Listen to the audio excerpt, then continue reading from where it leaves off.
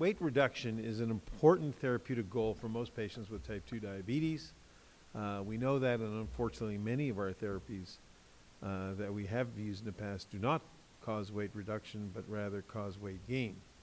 The benefits of weight reduction include improvement in glycemic control, lipid profile, and blood pressure, as we know very well.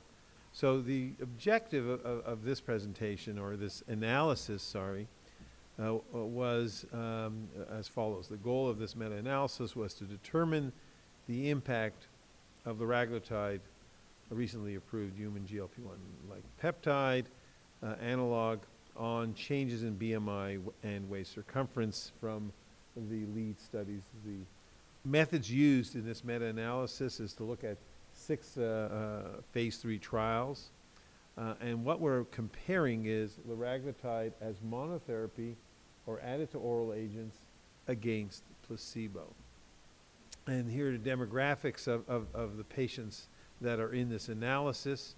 They're about half men, half women, age 55, weight 89 to 90 kilos, and the BMI is more in keeping what we see in North America, 31, and the duration of diabetes was 7 to 8.6 years.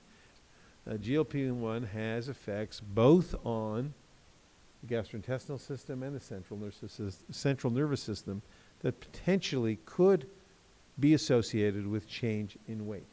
There's gastric slowing, and so gastric emptying and decreased acid secretion.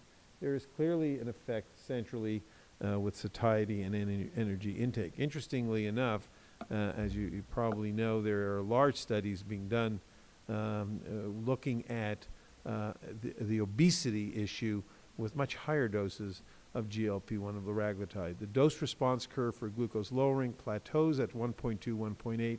The dose response curve for losing weight plateaus at a much higher level, and studies have been published and are ongoing with 3 milligrams. Treatment with liraglutide 1.2 and 1.8 milligrams for 26 weeks was associated with significant reductions in BMI and waist circumference in patients with type 2 diabetes.